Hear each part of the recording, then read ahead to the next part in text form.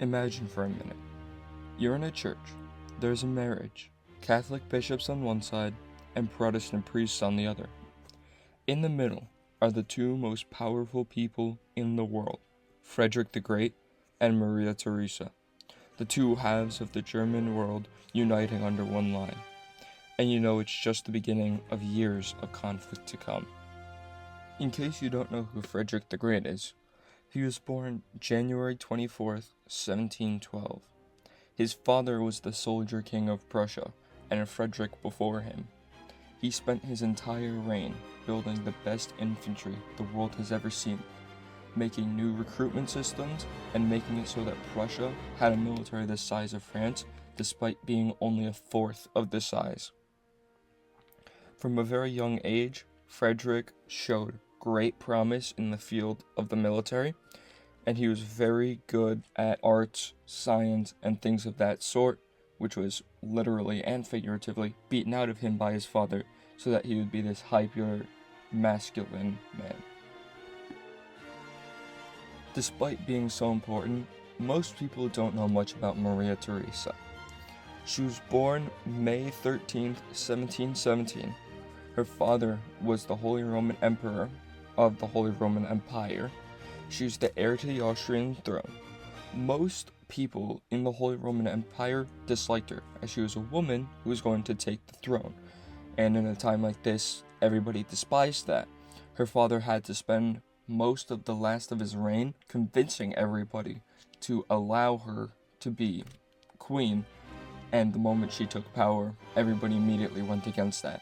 She had to be rough and a strong leader to survive, and that's exactly what she did.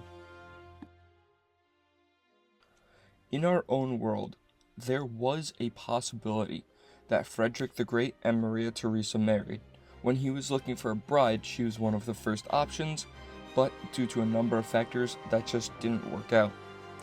A few reasons is, while Frederick the Great wasn't very religious, he was mostly an atheist, and you see this in all of his works.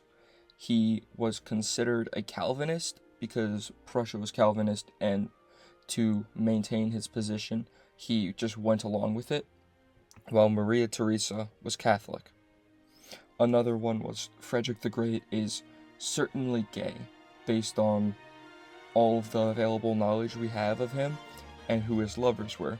While, of course, Maria Theresa was straight, she had a husband in her own timeline, everything like that.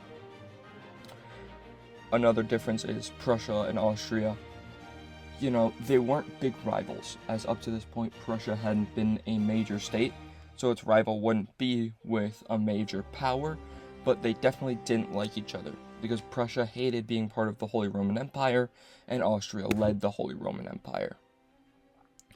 And finally, in general, Frederick the Great was not a big fan of women. He was pretty misogynist. That's just like a fact based on what we see.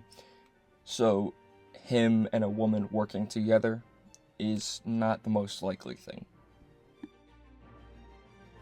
If we just introduce a few changes to that, we could say Fritz doesn't hate women as much, and he's willing to work with one for the greater sake of Germany. We could say that just because they're different religions, that might not stop them, because like I said, Fritz wasn't very religious, so if he had decided to let that take a back role and try to work towards unity of the churches, then they might be able to work something out in that field. And despite the fact that Frederick was definitely gay, he did in fact have a wife in our own timeline, which shows he was willing to make a political marriage for the greater good of the country, even if his heart wasn't in it at all. And in our own timeline, he despised his wife and never spent any time with her.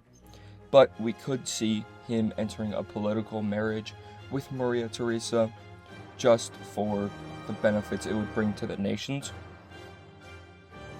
And when you consider all the factors, realistically, it's not an unrealistic situation, and this would definitely be the scenario in which Germany is the most likely to unite, as they were the two halves of the German world. And even though at this time Prussia wasn't seen as being a great power yet, it was Frederick that put them on the map. by uniting these two, you would have one of the biggest, most influential countries, which was Austria, with Prussia's amazing military, that very much, I believe, they might have been able to do it. Now, there were a couple issues with this entire union. The most important of which is everybody would hate this. This would, just like in our own life, in Germany United, this would completely shift the balance of power, except easily 70 years earlier than in our own life. Much longer than that, actually. More like 140 years before our own time, when places like Britain, France, Russia, Sweden, and then other Holy Roman Empire states would absolutely despise that and do everything in their power to keep this from happening, which would likely lead to a major European war. The solutions to this would just naturally be that they win the wars and the conflicts, and possibly that Russia takes a more neutral stance, because in our own timeline, Russia wasn't very sure about which side they wanted to be on, especially once Queen Elizabeth of Russia dies. They take a much more pro-Prussian stance. So if we have an event like that happen a little bit earlier, it would definitely boost Prussia's odds. From here, we can start getting into a timeline of how exactly events would unfold. We can have them getting married around 39 to 41. This would help with the scenario, as it gives us a better idea of when events would happen at what time, but realistically they might get married a bit earlier than that. At that point, Maria Theresa might have already had a husband, so if they had been working it out beforehand, that would make more sense. This would create a number of factors, as this would completely remove the First Silesian War, which was when Prussia invaded Austria for Silesia, which is a major change, as that is what made it so that Prussia and Austria would be fighting each other for the rest of their reigns. But it allows Prussia to get the dominance of having Silesia, which is very industrialized and populated, without having to go to war, giving them this absolutely massive boost for the future. The only downside to this is Prussia isn't put on the map as much, as from the First Silesian War, Prussia gets put on the map. They become famous at battles like Mollwitz, where Fritz becomes this global hero, this Prussian nationalist figure, where that's not going to happen, so he would need to come up with that fame somewhere else. And at this point, we would see the War of, well, it was the War of Austrian Succession, now can be called more the War of German Succession, where pretty much everybody hated Maria Theresa because she was a woman, and just were biting at it that any opportunity they got, they would just go to war with them over that fact, and that's exactly what we see. So we could probably see France, Spain, Saxony, Bavaria, and other minor German states joining in to try to fight the newly formed German state.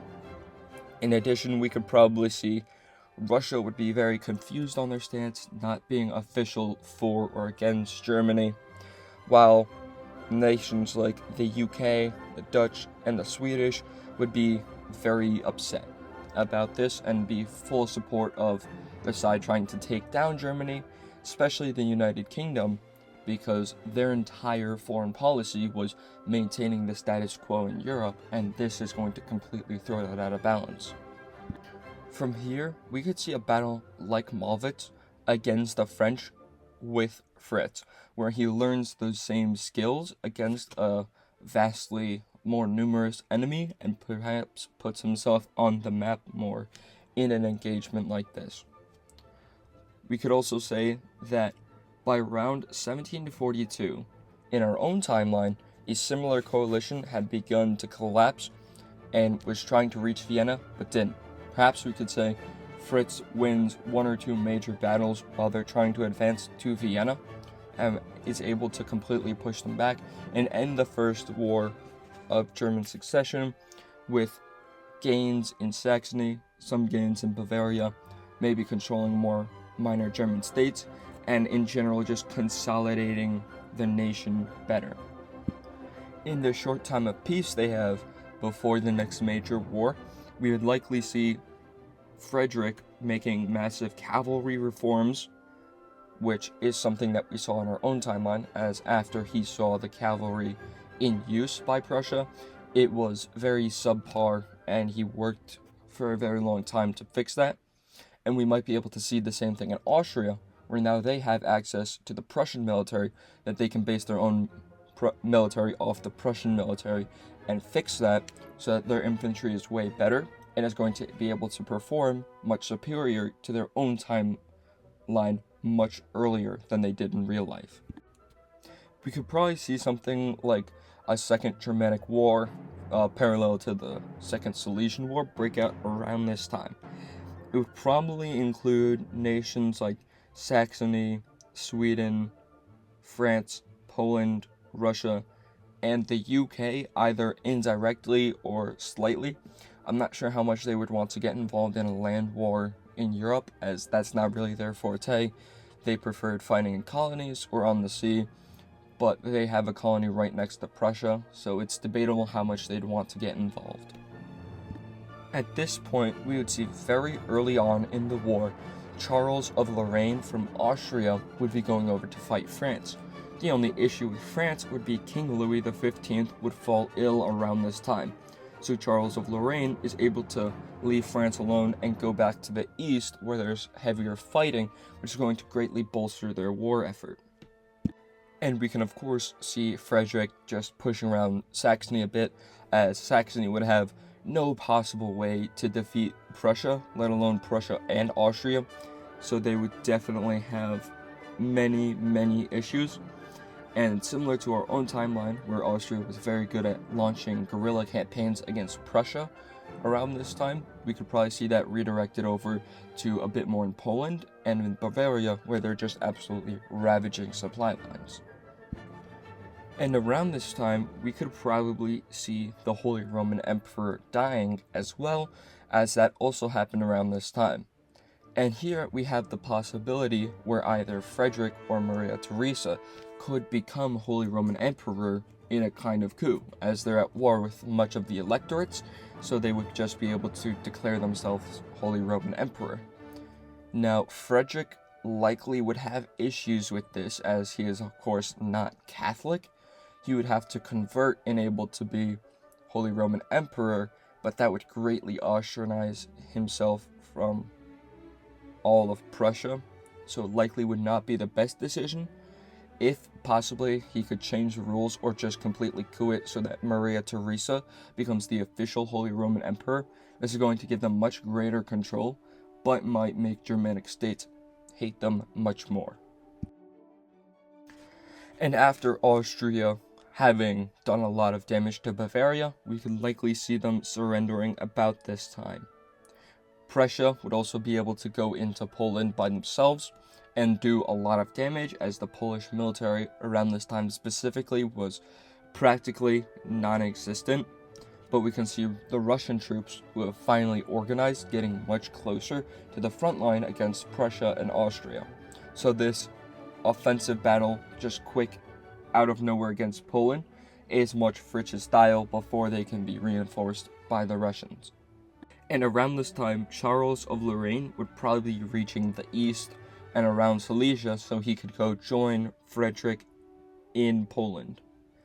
We could see Charles of Lorraine and Frederick ambushing the Russians in a night battle, as that was something that they did around this time, Frederick did around this time, and it gave them probably his greatest victory he had in our own timeline, so likely it would be something very similar, where there would be very good heavy cavalry in the dragoons, who is able to completely rout the Russians after hitting their flanks at night, and is going to create this massive victory that they would never be able to recover from.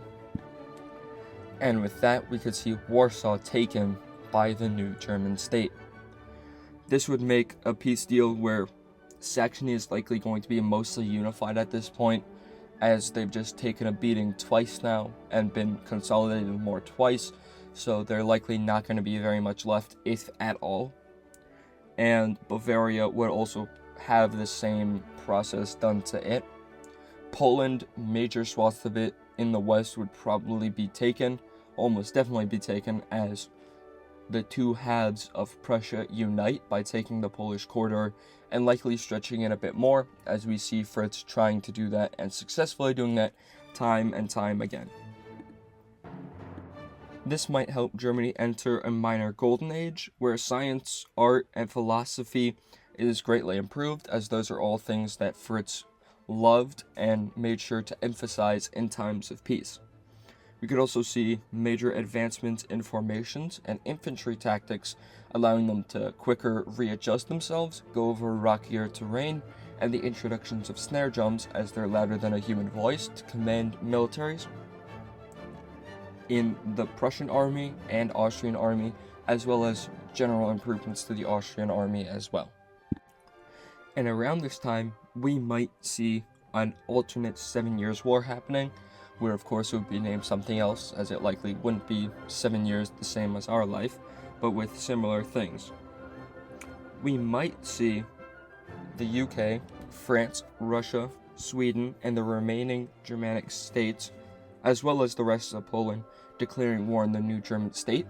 This is going to be the first time that Russia, France, and the UK are all actually on the same side, but based on how we see, once Germany unites in our own timeline, all of a sudden those three are allies, as Germany's right between them and a threat to all of them, especially with the UK owning Hanover, which, like I said, is right next to Prussia, so it would be a major threat that Prussia could invade at any time. We might actually see this massive coalition forming. We could probably see an Austro-Prussian narrow victory against the French and the Brits in the west, where Charles of Lorraine and Fritz's brothers, who were very, very good generals in their own right, not necessarily as well nation builders, but possibly even better generals than Fritz was, as they were a bit more contained. They weren't willing to overextend themselves as much. And we could probably see a Prussian victory against the remainder of Poland's forces. And again, Russia had a very, very poor military at this time, so they might be able to be completely sent running, where Russia begins looking for a way to peace. As well as the Tsarina Elizabeth would likely be dying around this time, with Peter III of Russia suing for peace, as he loved Prussia. He was a big Prussia fanboy. He loved Frederick for no good reason necessarily, but he did, and like in our own timeline, he would likely sue for peace, being cooed by Catherine the Great of Russia quickly afterwards, who would likely look for positive relations with Prussia, as she knew Frederick when she was little, as he invited her to their court, and they made a kind of secret alliance. Now, how much she would honor this could be up to debate, but likely she would be looking for improved relations, so that she hopes she could get a better settlement after the war from Prussia due to their friendship. And around this time, we would likely see the Austrians by Charles of Lorraine and the Prussians by Fritz's little brother, able to completely push back the French and make massive gains.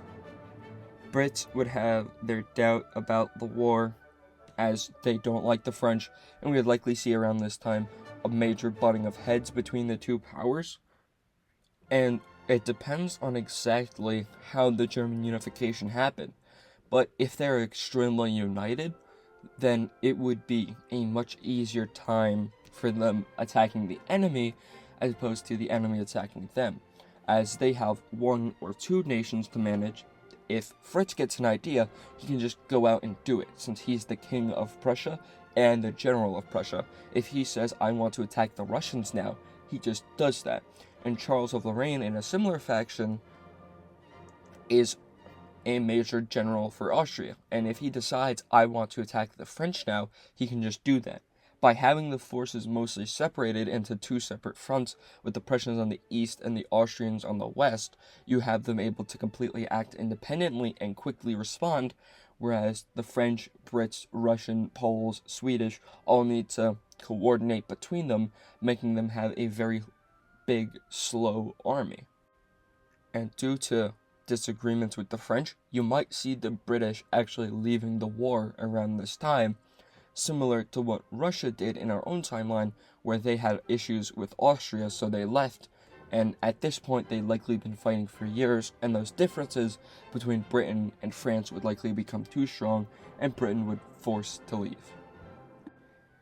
And with just really France and maybe Sweden left, Sweden's not a very strong power, France would be looking for a way out and likely enter peace negotiations, losing some territories, expanding Habsburg control, but not necessarily losing too much, as that kind of area was mostly static and a major loss likely wouldn't happen. Now we're nearing the end of this scenario, so we could say Germany again leaps forward in the arts, science, philosophy, etc., and mostly unifies what's a remainder of the Holy Roman Empire into a centralized, coherent German state. As well as we could see Fritz and Catherine making an agreement to split Poland between Germany and Russia, as we saw this in the real time with the Polish partitions. And there's no reason this wouldn't happen. While Russia is much smaller, they wouldn't not take free land from the Germans. And this leaves one final question in the air. And ironically, that's the question of an heir. Of would Frederick the Great and Maria Theresa have a son or just a child who could take over the empire after both of them die? As this is the time, both of them are getting very old and would be dying, which they would either need to adopt a son, which might be slightly controversial and challenged by Holy Roman Empire states, but would allow them to maintain this idea of a German state. They could have a biological son, which, based on the fact that Frederick is gay, has some very weird implications about what Fritz and Maria Theresa were doing. But that would be probably the best opportunity to have this country continue, as nobody would be able to challenge that, and it would be a very unifying figure. Or they could have no heir, in which case the country would be incredibly unstable for the future, and might even just collapse back to how it was, maintaining the status quo, but having a very different Europe that status quo is maintained to, possibly changing future events greatly. And this is the point where I can't keep going in the scenario, as there's too many options to what could happen. So I would just ask you, if you enjoyed this video, please like and subscribe, as again, I'm a very small channel, anything helps, and if you have anything you want to say about this, please comment it below. And yeah, that's about it. Peace.